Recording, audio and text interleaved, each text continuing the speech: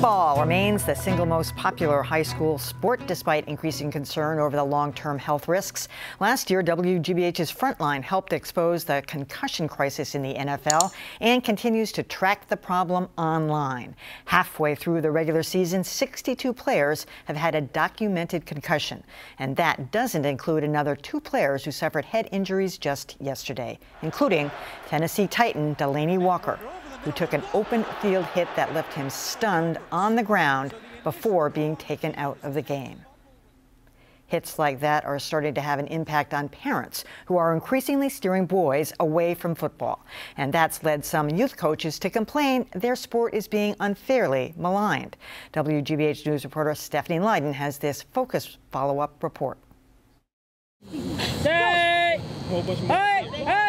On the night we caught up with them, the Pop Warner Patriots of Brookline and Jamaica Plain were getting ready for a playoff game. But despite their success, this team of boys, ages 9 to 12 years old, is facing a challenge. Fewer kids signing up to play. 1, 2, 3, let it go, let it go, let it go. In the last 3 years, participation in youth football nationwide has dropped 13%. Coaches say these days parents often fear football. I think it's mostly moms. And what's the concern? Yeah, it's mostly moms that the kids are going to get a concussion. It's a concern Coach Troy Morris says is overblown. In your coaching career, how common have concussion injuries been? Man, in 20 years, I may have seen 3, maybe 4. Concussions? Concussions. Or symptoms of a concussion. But critics say youth football has fallen out of favor for a good reason. I just don't think tackle football can be played without head trauma. Robert Cantu is a Concord-based neurologist. He advises NFL Commissioner Roger Goodell on player safety, and parents took notice when he offered this recommendation. Youngsters' brains are much more vulnerable to injury than an adult brain, and so I think tackle football should be deferred till the age of 14. But defenders say youth football can be played safely, especially when kids learn skills early. I do think that it's so important for the younger kids to come up gradually so that when they finally do get to high school, that they know what tackling is about. Brooke DeLench is the founder of Mom's Team, a Concord-based youth sports advocacy group. She's been working with youth football teams in 6 states to raise awareness about the signs of head injuries. The real challenge right now is how do we educate the parents and the coaches, and also how do we take away the stigma from children being forthright and reporting their symptoms. The game itself is also changing. In the last year, Pop Warner and other youth football programs began requiring coaches to teach a tackling technique called heads up. Where we teach the kids to make contact and come up this way instead of leading with the head. And that's the main thing, not leading with the head, because leading with the head will cause the concussion. Do you think it's safer? I think it is safer. Dr. Cantu agrees to a point. And I'm entirely 100% supportive of heads-up tackling technique. Does that mean you're not going to accidentally bash heads in the act of playing football?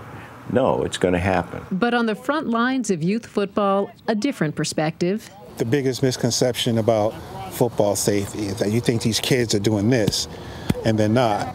The concussion is not going to come from a kid hitting another kid. A concussion is going to come from a kid hitting the ground. Something he works to avoid as he coaches a sport that increasingly requires a strong defense on and off the field. That's it right there. That's it. Good, good. Stephanie Lydon, WGBH News.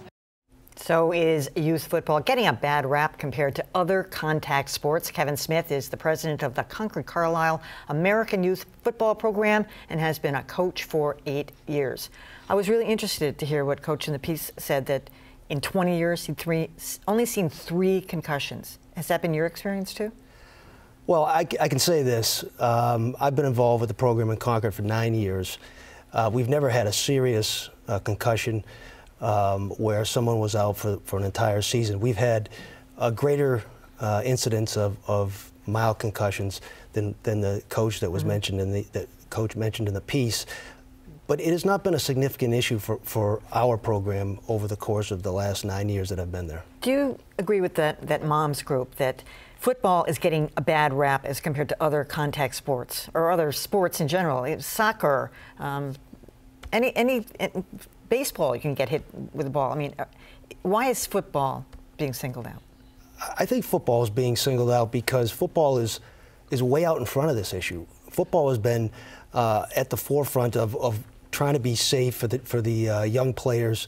That's why the football has been tracking these injuries, has been studying these injuries, and so what happens is a lot of attention is drawn to what football is doing to try to make it safer. In other sports where there is head injury risks, which are way behind the curve, are sort of hiding in the weeds, and they're not being singled out. Football is being singled out, as far as I'm concerned. Yeah. All right. Let me bring in Chris Nowinski. He's the director of the Sports Legacy Institute and the author of Head Games: Football's Concussion Crisis.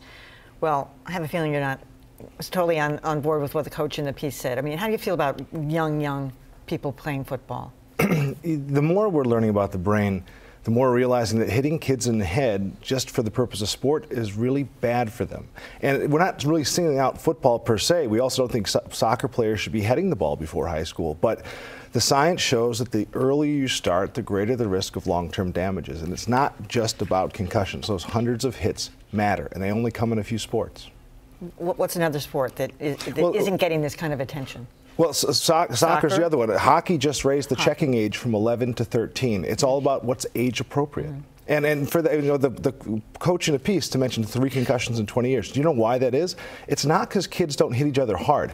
We believe the NFL is dangerous, right? But we found by putting sensors in 7-year-olds at Virginia Tech, they hit each other in the head just as hard as college players. It's not they're bringing a lot of force. They're giant heads, little weak necks. Their heads go flying very easily.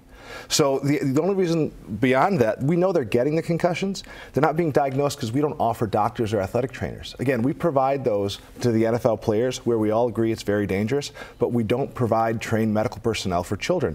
If you can't staff an athletic trainer or doctor on the sideline, you shouldn't be allowed to hit these kids in the head, because I can promise you, you will never diagnose those concussions. So you don't agree with this idea that most kids are getting the concussions by hitting the ground and not each other? I mean, that's a bizarre thing to say. It's depressing to me to have a coach that misinformed, that he really thinks the kids aren't getting concussions. That's what should make parents nervous, is that the coach really doesn't think the concussions are happening, even though we can prove it. You just look at the data. We just published a study saying that out of every 28 symptomatic hits to the head that college football players receive, they only report 1 to their medical professional. 1 out of 28, because they're not trained, they're not educated enough to know that they're supposed to speak up. I was just actually having coffee with our top expert on developing educational content. She's at a loss for how we could possibly teach 6-year-olds to understand when they're concussed and then speak up to a coach. So there's just too many variables that we can't control with little kids. So, but the parents in this case, Kevin, have really intervened. You can see it, the Pop Warner leagues are down. The parents aren't as attuned in other sorts, even cheerleading, which has gotten a fair amount of attention too, because that's dangerous, you know, falling off these pyramids and that kind of thing. Only football. And for that reason, you feel like it's been unfairly singled out. Yeah, like I said, football is way ahead of the curve in trying to address the safety issues that are present in everything, like cheerleading, soccer, lacrosse. And football has taken steps not only to try to track injury and keep track of what's happening, it's taken steps to implement rules, certainly at the youth level, where we don't hit live in practice very much at all anymore. We limit the amount of live hits. We teach, as was mentioned in the piece, this heads-up tackling technique. The tackling and blocking techniques today are much different than they were when we were kids. And football is taking steps, particularly at the youth level, to make it as safe as possible. And so, you know, I think football, for that reason, gets the bad rap. Yeah, I mean, Chris, I don't know where you go with this. That last little scrum of kids that we saw, they were really young, like 4 or 5 years old.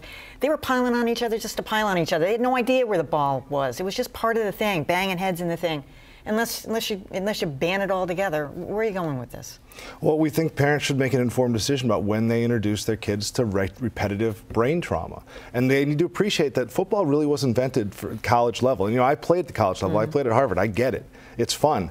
But we kept moving it down. We didn't change the rules as we went, like other sports have. And so football, maybe the way to get introduced is through flag and through 7-on-7, but not through getting hit in the head. I mean, I can tell you, the more, it's like cigarettes. This is like smoking. The younger you start, the more years of exposure you have, the greater your risk. And frankly, it's going to be the same for concussions and hits to the head. All right. Chris Nowinski, Kevin Smith, thanks for coming tonight.